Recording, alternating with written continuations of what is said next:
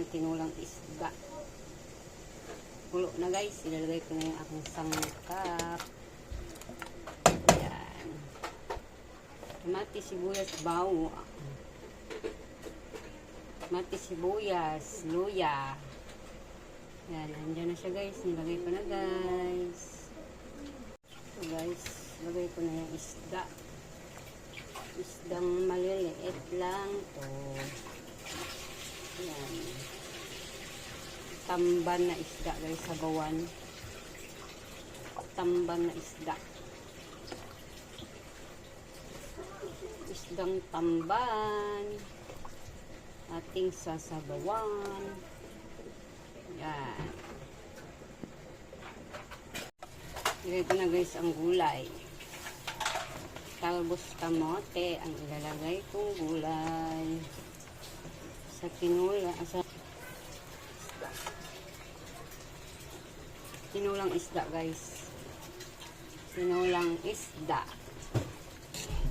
Yan. Itong tinulang isda ko guys. Nilagay ko na guys ang talbos kamote.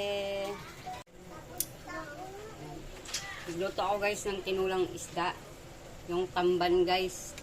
Tinula. Lagyan ng talbos kamote. Yan. Sarap. Ito. Tinula.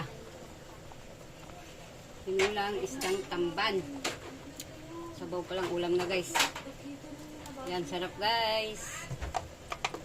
Yan, sarap guys. Lagay ko na guys chili green. Tapos lagyan ko na rin guys ng asin. Maluluto na to guys. Ang aking tinulang isda na tamban. Lagyan natin ng Ajinomoto kasi walang seasoning. Ajinomoto na lang guys. Yan, Ajinomoto. Niluluto na to guys. Ang aking tinulang isdang tamban. Yan. Ito na to guys. Yan.